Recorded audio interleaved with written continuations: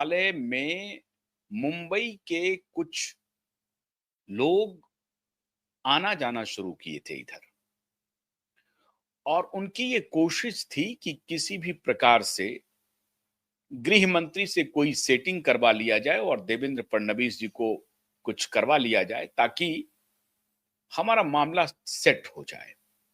और उसमें खबर आ रही है पूर्व मुंबई के कमिश्नर माननीय परमवीर सिंह के हवाले से। मैंने बहुत पहले आपको बताया हुआ है कि परमवीर सिंह कुछ गुप्त ऑपरेशन पर है। परमवीर सिंह को सारी सूचनाएं हैं और परमवीर सिंह को लग रहा है कि अगर ये जांच अभी 2 से 3 दिन, अभी बहुत जबरदस्त कोहराम मचा हुआ है मुंबई में, जबरदस्त। क्योंकि अगले 2-3 दिन में अदालत में सुनवाई होनी है। पिछली सुनवाई में 2 महीने का वक्त मांगा जा रहा था, नहीं मिला। 1 सप्ताह का वक्त मिला है। 1 सप्ताह में अभी सारे जवाब देने हैं और क्या क्या वहां कोहराम मचा है, कौन किधर जा रहा है, इसकी मैं अभी आपको सूचना दे रहा हूं। पहली बार पिछली सुनवाई में पहली बार सरकार की तरफ से डीसीपी और जो दूसरे पब्लिक प्रोसिक्यूटर थे उनके तरफ से यह कहा गया कि हम तो इन्वेस्टिगेशन के लिए तैयार हैं। पहली बार हुआ ऐसा, इन्वेस्टिगेशन के लिए तैयार है।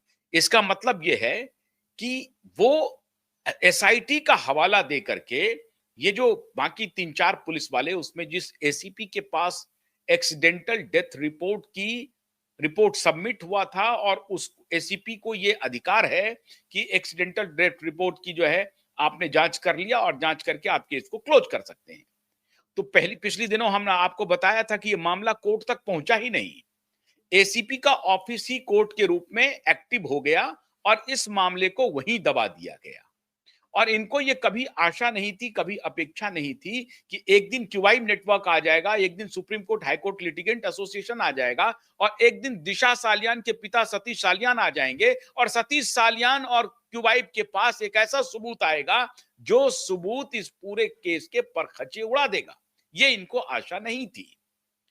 तो इन्होंने क्या किया कि एसीपी के ऑफिस में सारा इंक्वायरी करके दे दिया और एसीपी को ऊपर से आदेश था। आदेश किसका था? सीधा ठाकरे का था, दोनों बाप बेटे का। और वो दोनों बाप बेटा परमवीर सिंह को बाईपास करके सारा कॉल ले रहा था सचिन बाजे के माध्यम से।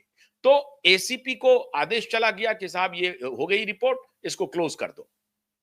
लेकिन तब तक ये मामला 2021 में जाकर के फाइनल क्लोज हुआ।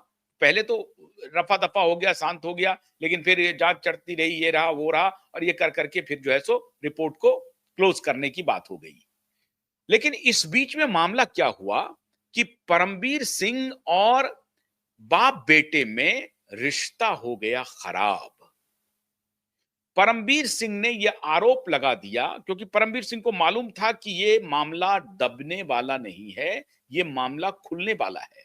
तो परमवीर सिंह को ये, और इधर बाप बेटे को लग रहा था कि परमवीर सिंह को सब कुछ मालूम है और परमवीर सिंह हमारे कॉन्फिडेंस का नहीं है, क्योंकि परमवीर सिंह ने जैसे ही सत्ता बदली उन्होंने पाला बदल लिया। लेकिन सत्ता बदलने के पहले जब परमवीर सिंह के ऊपर केस हुआ और परमवीर सिंह फरार हुआ, तब उनको लगने लगा कि भाई अब हम बचेंगे कैसे।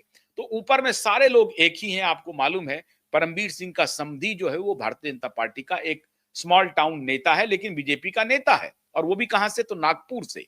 तो परमवीर सिंह ने अपने समधी के माध्यम से भारतीय जनता पार्टी में थोड़ी पैठ बनाई और किसी तरीके से कहा कि भाई साहब हम आपको सब कुछ डिटेल देने के लिए तैयार हैं, हमारे पास बहुत सारे डिटेल हैं जो हम आपके साथ शेयर कर सकते हैं, बस आप अपनी कृपा दृष्टि बना दीजिए। अब भारतीय जनता पार्टी के नेताओं को चाहिए था कि वो उनसे सारे डिटेल लें।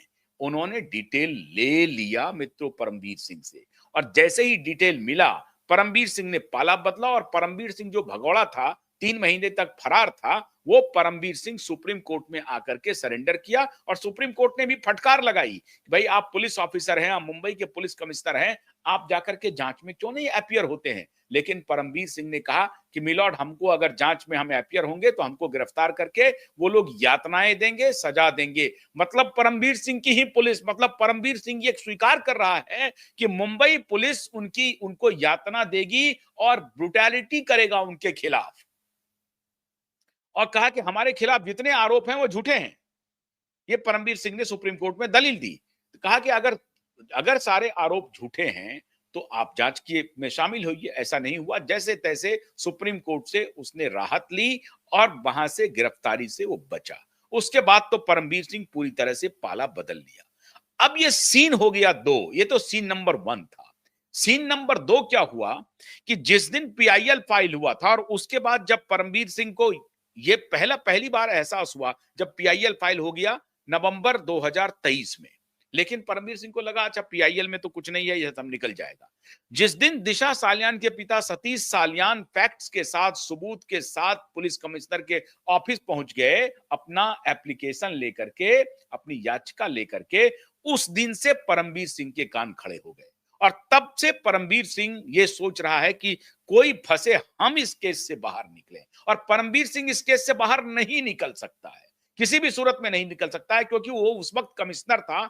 और जिस प्रकार से सचिन वाजे इस पूरे केस को, हालांकि हालांकि एक रास्ता हो सकता है परमवीर सिंह के बचने का कि परमवीर सिंह खुद को गवर्नमेंट अप्रूवर बना ले और वो कह दे कि साहब मेरी इसमें कोई भूमिका नहीं है, ये दोनों बाप बेटा सचिन वाजे के हिसाब के सहारे सारे तिकड़म को अंजाम दिया है, मुझे ये बाईपास कर दिया, मेरी कोई भूमिका नहीं है। अब उसमें भी फिर फॉरेंसिक ऑडिटिंग होगी कि भाई तुम्हारी भूमिका है या नहीं है, ये तो बताना पड़ेगा। लेकिन ये तब हो सकता है कि परमवीर सिंह ये आकर के कह दे कि मेरी कोई भूमिका नहीं है, ये दोनों बाप बेटा सचिन वाजे के माध्यम से ये काम कर रहा है। इतना जबरदस्त हैंग, वो कहते हैं ना, वो क्लिफ हैंगर है, इस तरह से पकड़ा गया है ये केस, जहां कोई बच नहीं पा रहा है। इस तरह से हम लोगों ने इस केस को बांध दिया है। तो अब क्या स्थिति है, अब वहां से दौड़ लग रही है, मुंबई से बहुत सारे पुलिस वाले दौड़ लगा रहे हैं। और मैं पुख्ता जानकारी दे रहा हूं, हमारे बहुत सारे ईमानदार पुलिस वाले और सीबीआई के ऑफिसर मुझे हम लोगों को ये जानकारी दे रहे हैं, हमारे पास सूचनाएं आ रही हैं, जो हमारे सूत्र बता रहे हैं कि साहब मुंबई की पावर गैलरी में कोहराम मचा हुआ है, क्योंकि अगली जो हियरिंग होगी उसमें अदालत कुछ सुनने को तैयार नहीं है। और नगरकर को आप समझ लीजिए कि नगरकर की तो खैर नहीं है। तो इसमें सिर्फ नगरकर नहीं फंसेंगे, नगरकर के साथ साथ वो एसीपी फंसेंगे, जिसके सामने ये एक्सीडेंटल डेथ रिपोर्ट कह करके मैटर क्लोज कर दिया गया था। और इसीलिए लास्ट तारीख पर एक डीसीपी लेवल के अधिकारी मौजूद थे हियरिंग में।